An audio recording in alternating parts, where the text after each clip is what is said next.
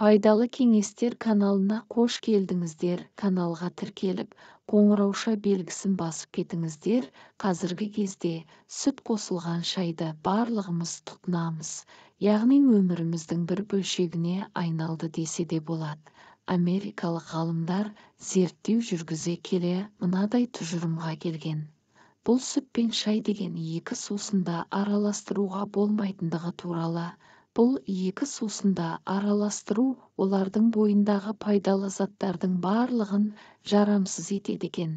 Зерттеу жасау нәтижесінде сүттің нәруызы шайдың құрамындағы теофлавиндермен әрекеттесіп, адам ағзасы өте нашар сіңіретін түзіліс түзетінін анықтаған.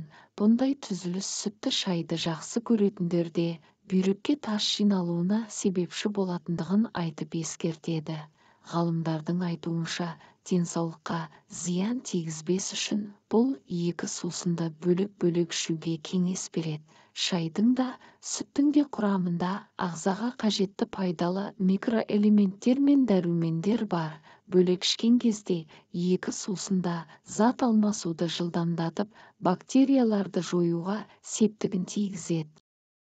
Шай мен сүт өте күшті антиоксиданттық қасиеттерге ие, қан тамырларының созылмалылығын қамтамасыз етеді. Ал екі сусынды араластырып ішсе жоғарыда айтылған қасиеттердің барлығы жойылып кетеді екен. Австрия ғалымдары зерттеу жүргізе келе, таңертең ішкен майлы емес сүт арықтауға септігін тигізеді екен.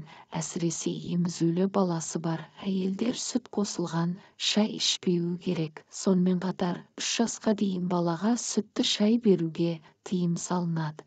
Ол балада темір жетіспеушілік анемияға алып келеді. Осы видеоны соңына дейін назар салып тыңдағаныңызға рахмет.